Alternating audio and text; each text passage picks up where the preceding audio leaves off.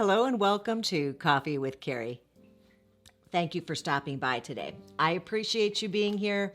If you're new, I'm Carey, matchmaker, dating coach, and I have this little channel here that I'm pretty proud of. We talk about relationships and dating, and that's what I know. That's what I talk about. I am going to share with you today my thoughts on the question about whether or not men and women can be just friends. It came up recently with somebody asking me if that's right. It came up because somebody had mentioned to me when I asked about their friend group during a screening that they had no male friends because they had been in a relationship for the last, 10 years. And I thought, oh, well, I've been in relationships on and off for the last, how old am I?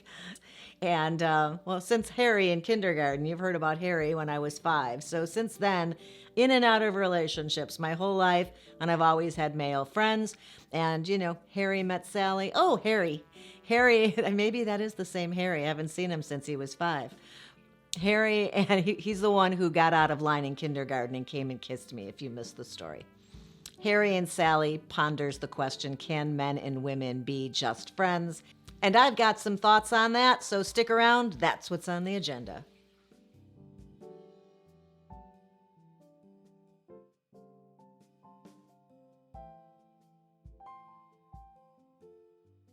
I don't know what the answer was in the movie when Harry met Sally. They ended up being in love. They couldn't maintain just a friendship. There was an attraction that they acted upon, and it seems that they were both maybe hoping that would happen, and that's not what a male-female friendship is typically like. At least you hope not.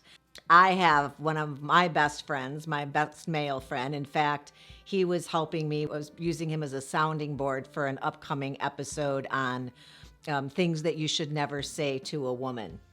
And he's had lots of women in his life. I happen to be one of them, and our relationship is friendship. And we kid around all the time.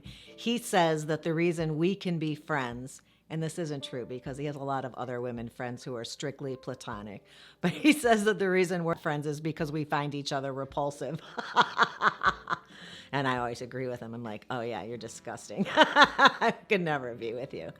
But that's our joke. But we went to school together, high school together. We reconnected, and we've been great friends since then, and that was years ago now. So over the years, I've talked to him most every day.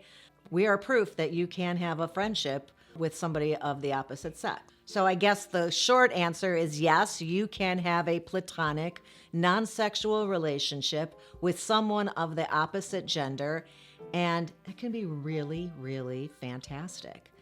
It's a perspective you would never get from somebody that's a friend of the same gender, and a whole different life experience they have that they bring to the table to inform you. You just end up with so much more knowledge about how different people think. I wanted to point out, first of all, that friend zoning is not always the death sentence it might originally appear to be.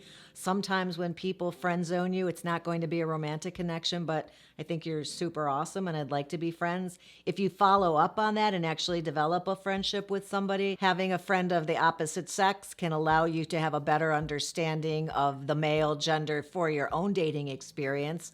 They're great at offering advice in that way, but that might not even be a part of what your relationship is about. It may be that you connect over some interest or some hobby, or you're both in the same space in life. Could be that you're not. One of you's married, one is not, and just a support system, or you just click somehow and that you want to be friends with this person. But what I will say about being friend zoned and then taking that person up on the offer to be their friend is that it's not uncommon for you to realize somewhere during this friendship, as you get to know this person, that in fact, they were not going to be a great romantic match for you anyway. And now that you've moved well beyond any disappointment you may have experienced, that this wasn't going to be the romantic connection you were hoping for, you can maybe really tap into that gratitude that you found somebody awesome to add to your friend group.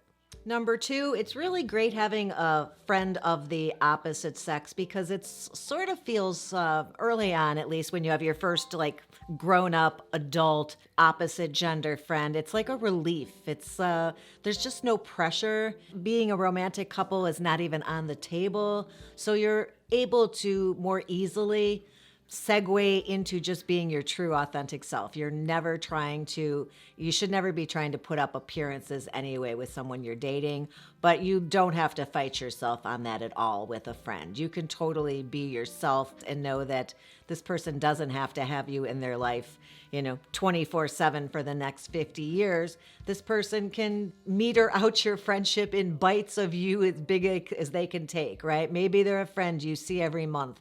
Maybe there's somebody you talk to every day. You can connect in a multitude of different ways and figure out what this friendship provides and gives to each of you. And, you work out your own timetable.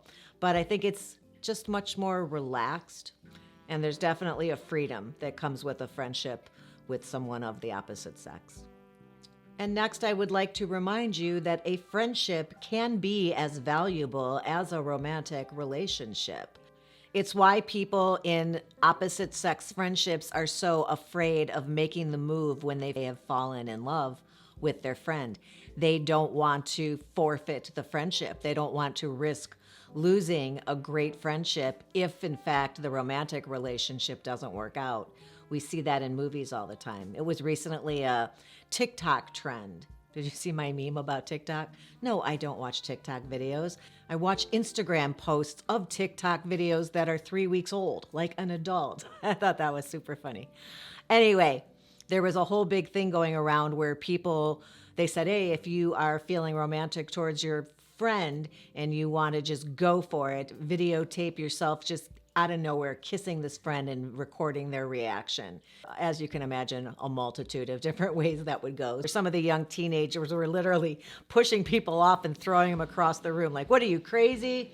But all different types of relationship can add value to our life. Having good friends is one of the keys to happiness, according to studies. If you read about what makes people happy, having a job where you like to spend time with the people at work is one. Having a good friend group is another. Job satisfaction. There's a lot of things that go into personal happiness, but friends are certainly a big part. So why negate the opportunity to be friends with someone of the opposite gender just because they're the opposite sex? That's kind of crazy. Number 4, I just wanted to point out, if this is at all interesting or a unique perspective to you, my guess is that you are of a certain age, because I think people under a certain age have had opposite gender friends their entire life.